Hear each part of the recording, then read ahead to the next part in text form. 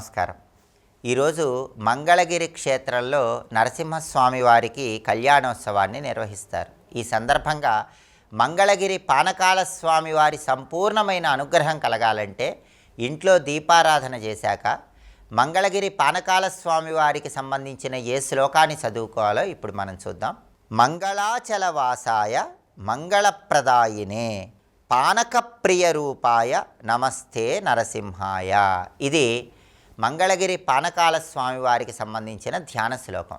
మంగళగిరి క్షేత్రానికి వెళ్ళి అక్కడ లక్ష్మీనరసింహస్వామి వారి కళ్యాణోత్సవాన్ని దర్శనం చేసుకోలేని వాళ్ళు దానికి ప్రత్యామ్నాయంగా మీ ఇంట్లోనే దీపారాధన చేశాక నరసింహస్వామి వారి చిత్రపటానికి రకరకాలైన ఎరుపు రంగు పుష్పాలతో పూజ చేయటం, వడపప్పు పానకం నైవేద్యంగా సమర్పించడంతో పాటుగా పానకాల స్వామికి సంబంధించిన ఈ ధ్యాన శ్లోకం చదువుకుంటే మంగళగిరి క్షేత్రంలో ఉన్న నరసింహస్వామి అనుగ్రహం కుటుంబంలో సభ్యులందరికీ కలుగుతుంది.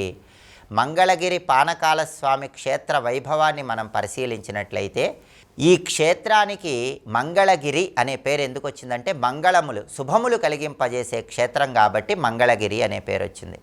మంగళగిరి క్షేత్రంలో కొండను మనం చూస్తే అది ఒక ఏనుగు ఆకారంలో కనిపిస్తుంది. దీని వెనుక ఒక అద్భుతమైన కథ ఉంది. హ్రస్వశృంగి అనే పేరు కలిగిన మహాభక్తుడు ఈ పరిసర ప్రాంతాల్లో నరసింహస్వామి గురించి కఠోర తపస్సు చేసిన తర్వాత నరసింహస్వామి ప్రత్యక్షమయ్యి ఇక్కడ పరిసర ప్రాంతాల్లో కొండ ఆకారంలో మారిపొమ్మని హ్రస్వశృంగికి వరం ఇచ్చాడు. ఆ హ్రస్వశృంగే ఇక్కడ ఏనుగు ఆకారంలో ఉన్న కొండగా మారిపోయాడని స్థల పురాణం మనకు తెలియజేస్తుంది. అందుకే ఈ క్షేత్రంలో కొండను చూసినప్పుడు అది ఒక ఏనుగు ఆకారంలో మనకు కనిపిస్తుంది. అలాగే ఇక్కడ స్వామివారికి పానకం సమర్పించటం వెనుక కూడా ఒక అద్భుతమైనటువంటి పురాణ రహస్యం ఉంది. ఆ పురాణ రహస్యం మనం పరిశీలిస్తే ఒకానొక సమయంలో నముషి అనే పేరు కలిగిన రాక్షసుడు బ్రహ్మను గురించి కఠోర తపస్సు ఆచరిస్తాడు. బ్రహ్మదేవుడు ప్రత్యక్షమై ఏం వరం కావాలో కోరుకోమంటే మృత్యువు లేకుండా వరం అడుగుతాడు. అది అసంభవం అని బ్రహ్మదేవుడు పలికినప్పుడు అయితే తడి వస్తువులతో కానీ పొడి వస్తువులతో కానీ నాకు మరణం లేకుండా వరాన్ని అనుగ్రహించమని నముషి అనే రాక్షసుడు బ్రహ్మదేవుడిని అడుగుతాడు.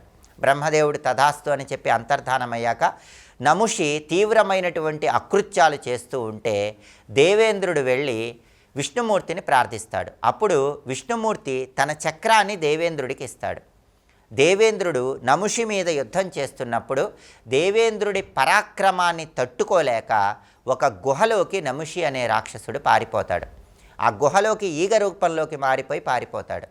అప్పుడు శ్రీ మహావిష్ణువు తన శక్తిని మొత్తం కూడా సుదర్శన చక్రంలో ఉంచి ఆ సుదర్శన చక్రానికి సముద్రపు నురుగుని రాసి దేవేంద్రుడికి ఇస్తాడు. సముద్రపు నురుగు అంటే అది తడి కాదు పొడి కాదు కాబట్టి సముద్రపు నురుగుని సుదర్శన చక్రానికి రాసి దేవేంద్రుడికి ఇస్తే దేవేంద్రుడు నమస్కారం చేస్తే విష్ణుమూర్తి ఆ చక్రాన్ని గుహలో విడిచిపెడతాడు. ఆ చక్రం వేడికి తట్టుకోలేక లోపల ఉన్నటువంటి నముషి అనే రాక్షసుడు మరణిస్తాడు. అలా మరణించినటువంటి నముషి అనేటటువంటి రాక్షసుడి రక్తమే అక్కడ పరిసర ప్రాంతాలలో సరస్సుగా మారిందని కూడా స్థల పురాణం మనకు తెలియజేస్తుంది. అయితే నముషి సంహారం జరిగిన తర్వాత శ్రీ మహావిష్ణువు ఈ నముషి సంహారం కోసం నరసింహస్వామి రూపంలో వచ్చి సుదర్శన చక్రాన్ని ఆ గుహలో విడిచిపెట్టాక ఆయనకున్నటువంటి క్రోధం తగ్గదు. ఆయన క్రోధాన్ని తగ్గింపజేయటానికి దేవతలందరూ ఆయనకి అమృతం అందిస్తారు. అప్పుడు అమృతాన్ని నరసింహస్వామి తాగాడు.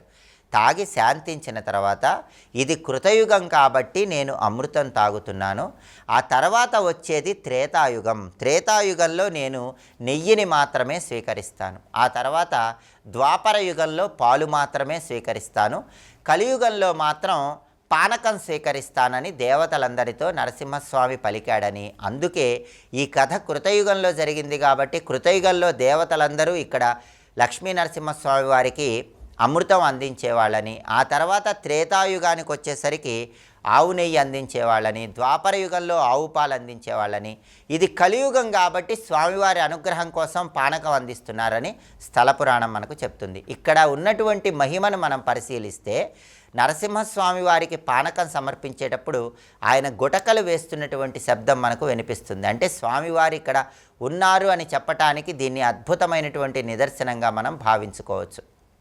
అలాగే ఈ మంగళగిరి క్షేత్రంలో ఎలాంటి గండాలు రాకుండా ఉండటానికి భక్తులు ఈ మంగళగిరి కొండ మీద ఆవు నెయ్యితో ఒక ప్రత్యేకమైన దీపాన్ని వెలిగిస్తారు. దీన్నే గండ దీపం అనే పేరుతో పిలుస్తారు. ఈ గండ దీపాన్ని వెలిగించడం ద్వారా ఎలాంటి గండాలు లేకుండా, ఎలాంటి అపమృత్యువులు లేకుండా నరసింహస్వామి సంపూర్ణమైన అనుగ్రహం కలుగుతుంది. అలాగే మంగళగిరి క్షేత్రంలో కొండ మీద క్షీరవృక్షం అనే పేరు కలిగిన ఒక ప్రత్యేకమైన వృక్షం ఉంది. ఆ క్షీర వృక్షాన్ని ఆడవాళ్ళు దర్శనం చేసుకున్నట్లయితే సంతానపరమైన దోషాలన్నీ తొలగింపజేసుకొని సత్సంతాన ప్రాప్తిని సిద్ధింపజేసుకోవచ్చు. మంగళగిరి క్షేత్రం వెనుక ఉన్న పురాణ రహస్యాలు తెలుసుకుంటూ మంగళగిరి లక్ష్మీ నరసింహస్వామి వారి కళ్యాణోత్సవం సందర్భంగా అందరూ కూడా పానకాల స్వామికి సంబంధించిన ఏ ధ్యాన శ్లోకాన్ని గృహంలో చదువుకుంటే మంగళగిరి పానకాల స్వామి సంపూర్ణమైన అనుగ్రహం కలుగుతుందో ఇంకొకసారి చూద్దామా మరి. మంగళాచల వాసాయ మంగళప్రదాయినే పానకప్రియ రూపాయ నమస్తే నరసింహాయ. ఈ శ్లోకాన్ని ఇంట్లోనే దీపం పెట్టి చదువుకోండి. మంగళగిరి పానకాల స్వామి వారి సంపూర్ణమైన అనుగ్రహానికి సులభంగా పాత్రులు కండి. స్వస్తి.